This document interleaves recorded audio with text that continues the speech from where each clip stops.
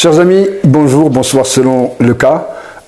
Bienvenue donc sur ma chaîne Abbé Raconte. Je reviens juste 30 secondes sur la dernière vidéo où il y avait énormément de messages, énormément d'interactions. C'est très bien, le dialogue c'est toujours bien, mais je voudrais juste appeler certaines personnes à dire que ça ne sert à rien de blesser, ça ne sert à rien d'insulter. L'insulte, c'est vraiment l'adage de ceux qui n'ont pas d'arguments. Mais moi, je n'y répondrai pas. Et je remercie tous ceux, pas qui m'ont soutenu dans mes propos, qui ont juste laissé un message pour donner leur avis. Même s'ils ne sont pas d'accord avec moi, c'est l'objet. Ne pas être d'accord, le dire. Nous sommes en démocratie. Et donc, il faut en user. Aujourd'hui, comme vous l'avez vu sur la miniature, c'est encore un sujet chaud, un sujet qui va certainement donner lieu à un débat énorme. C'est le sujet de la normalisation des relations diplomatiques entre le Maroc et Israël. En deux mots, dans le cadre des accords d'Abraham, pilotés par, initiés du moins, par Donald Trump et piloté par son gendre Jared Kushner, Israël a établi des relations avec 4 pays. En plus, il y avait en plus déjà de l'Égypte et de la Jordanie, avec 4 pays arabes, les États arabes unis, le Bahreïn et le Soudan. Et le 4e, c'est le Maroc. Certainement, Israël, dans cette quête de reconnaissance dans les pays arabes, certainement avait dans ses bagages quelque chose à offrir. Il est clair, on ne va pas se le cacher, dans les bagages d'Israël et des Américains, il y avait la reconnaissance par Trump par un décret de la marocanité du Sahara. Maintenant, une fois on a parlé de ça, est-ce que ces relations sont des relations viables ou pas viables? Est-ce que le Maroc a raison d'accepter cette normalisation? Pour quelles raisons il l'a accepté? Pour quelles raisons Israël a demandé à cette normalisation avec certainement insistance? Je vais vous raconter une histoire qui m'est vraiment personnelle. J'étais très petit, mon père, que Dieu son âme, était horloger. Il était dans la petite ville d'Azrou, la grande place Mohamed V, où il y avait plein de petits magasins qui se ressemblaient. Papa avait un magasin d'horlogerie et à côté de lui, il y avait de tout. Et juste à côté, il y avait un cabinet dentaire. Le cabinet dentaire appartenait à un dentiste qui était de Meknès et qui venait tous les mardis, jour de souk, jour de marché, pour exercer son métier de dentiste à Azrou. Alors le mardi, c'était vraiment la foule. Les gens venaient de partout, à une moyenne de 80 km et même plus. Les commerçants, ceux qui veulent acheter, ceux qui veulent faire leurs courses, ceux qui veulent se soigner, ceux qui habitent dans la campagne et qui sont dans l'obligation de venir dans la ville pour faire les emplettes d'une semaine. Et moi, ce que j'aimais bien, c'est d'aller le mardi aider mon père. Comment l'aider? Bon, d'abord, j'étais intrigué et intéressé par son métier, qui est un métier de mécanique de précision, qui était l'horlogerie. Mais surtout, j'y allais le mardi parce que comme il faisait une journée continue, contrairement aux autres jours où il s'arrêtait pour rentrer manger, j'étais là pour éventuellement l'aider s'il avait besoin de quelque chose, que ce soit lui ou ses ouvriers. Et donc, 8 h du matin, j'étais déjà sur mon tabouret en face du magasin. Les gens commençaient à ouvrir leur magasin.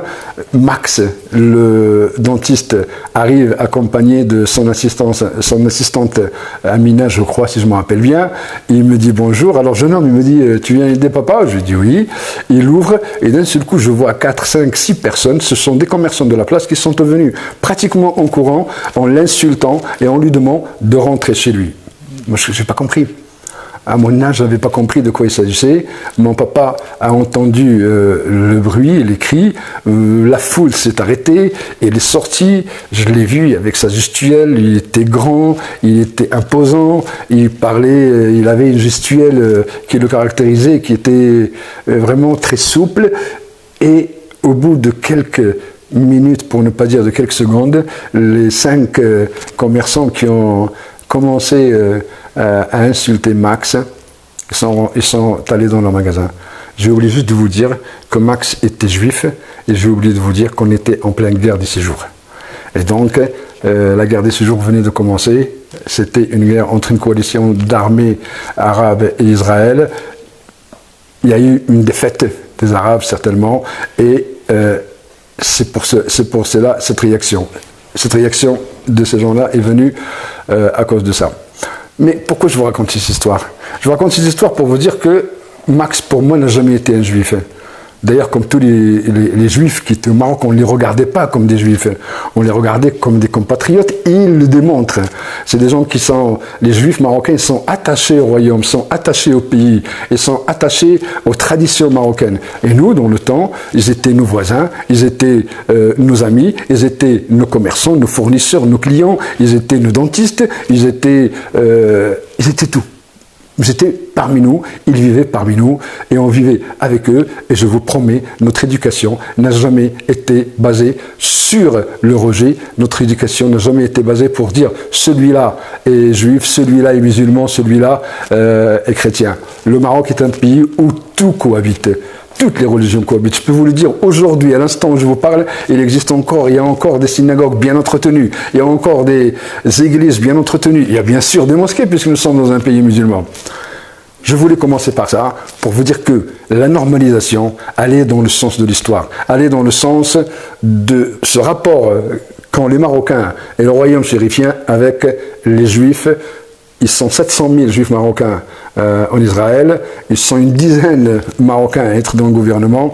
Et juste une anecdote, dans toutes les cérémonies de normalisation avec Israël, que ce soit au Bahreïn, que ce soit au Soudan, que ce soit aux Émirats Arabes Unis, la vedette c'était Jared Kushner, parce que c'est lui l'initiateur, c'est lui le négociateur. Mais quand il est arrivé au Maroc, il n'était plus cette guest star. Pourquoi? Parce qu'il a vu devant lui des gens qui rencontrent leur souverain. La délégation israélienne est arrivée comme si elle venue pour rencontrer le souverain en parlant la darija, c'est-à-dire le dialecte marocain. Kushner ne comprenait pas, mais il a compris par la suite que c'était ça le Maroc, ce Maroc pluriel, ce Maroc qui protège tout le monde et d'ailleurs, juste pour le rappeler, le roi Mohamed V a protégé les Juifs du Maroc en empêchant l'administration d'imposer les lois de Vichy. Voilà. Il était mieux d'être, il valait mieux être juif au Maroc ou ailleurs, dans certains pays arabes, que d'être juif en Europe. Voilà. Donc, posons les questions, deux questions. D'abord, à quoi ça va servir cette normalisation? Vous allez me dire, mais écoutez, Abdelatif, tu es en retard, ça fait 1 an et demi. Bon, ça fait 1 an et demi, mais nous sommes proches d'une ouverture de l'ambassade du royaume chérifien, du royaume du Maroc, à Tel Aviv. Et donc c'est une sorte d'anniversaire. C'est aujourd'hui que je pose la question. J'ai pas voulu intervenir il y a 1 an et demi. D'abord, j'avais pas de chaîne, j'intervenais sur les réseaux sociaux. J'ai pas voulu intervenir pour la simple raison qu'il y avait une atmosphère qui m'est vraiment insupportable. La tourelle s'est soulevée contre cette normalisation avec des insultes, avec plein de choses. Quelles sont les clés? Quel est l'avenir de cette normalisation? 3 questions. Quels sont les intérêts du Maroc? Quels sont les intérêts d'Israël? Et on fait quoi de la Palestine? Les intérêts du Maroc. Les intérêts du Maroc, ils sont clairs. D'abord, il y a cette reconnaissance américaine. Bien qu'elle ne règle pas tout dans ce conflit du Sahara. Il ne règle pas tout, il faut le dire, il faut se l'avouer, il ne règle pas tout. Il faut continuer la diplomatie, il faut continuer à convaincre, il faut continuer à avoir des appuis un peu partout, ce qui est le cas aujourd'hui avec l'homme tranquille, la force tranquille du Maroc, Nasser Bourita. Mais tout n'est pas réglé.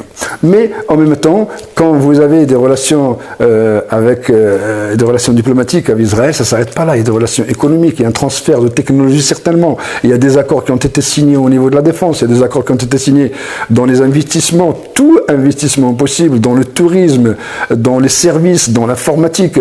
Il faut le dire, qu'on le veuille ou pas, Israël a beaucoup d'avance et donc le Maroc a besoin. Et pour Israël, 2 choses. Le Maroc, pour elle, c'est la porte de l'Afrique.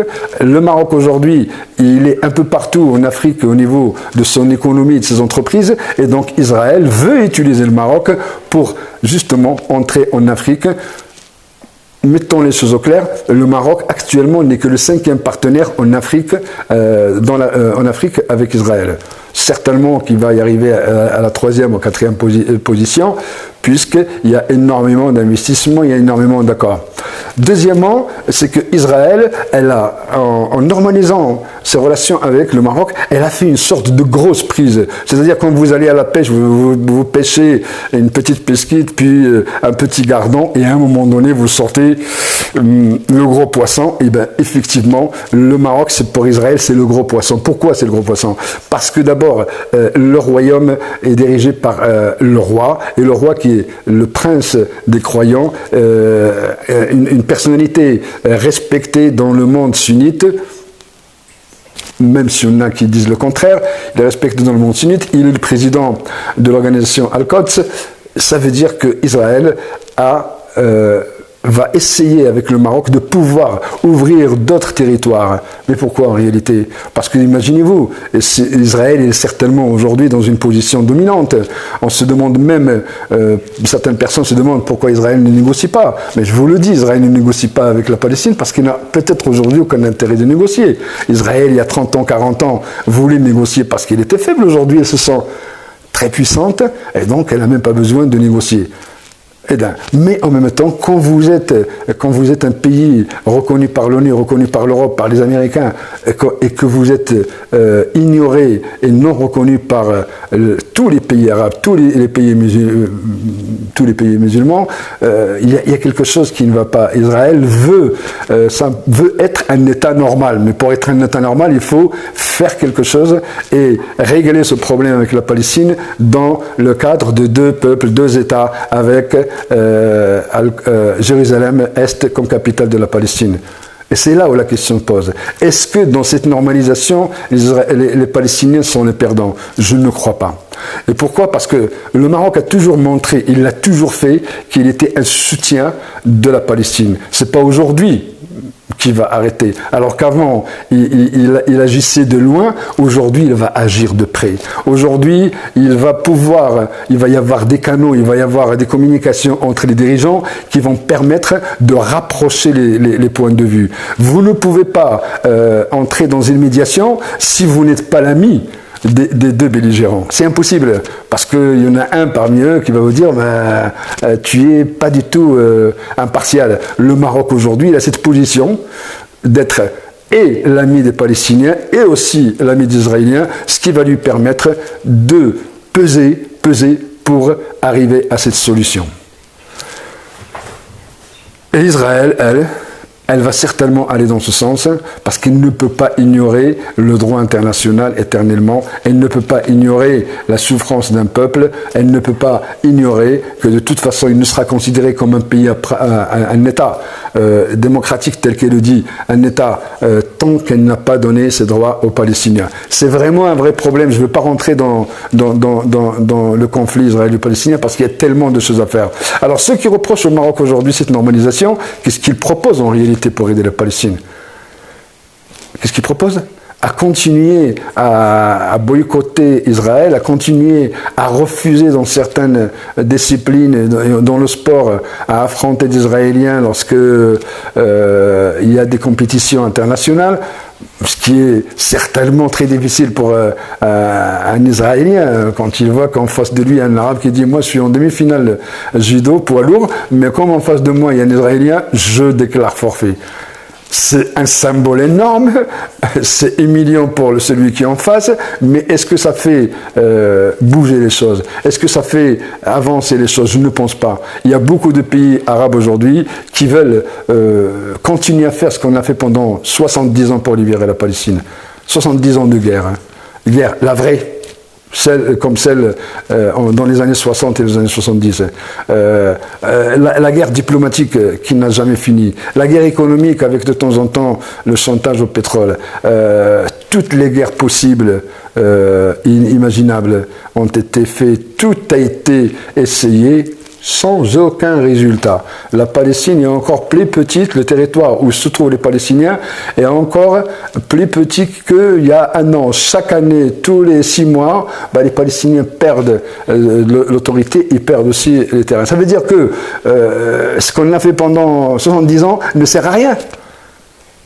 Et s'il ne sert à rien, faisons autre chose. Essayons de trouver d'autres mécanismes, d'autres méthodes pour régler ce problème. merci.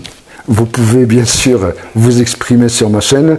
Je vous le demande encore une fois, essayez de ne pas trop être insultant parce que ça ne sert à rien, ça ne fait pas avancer les choses.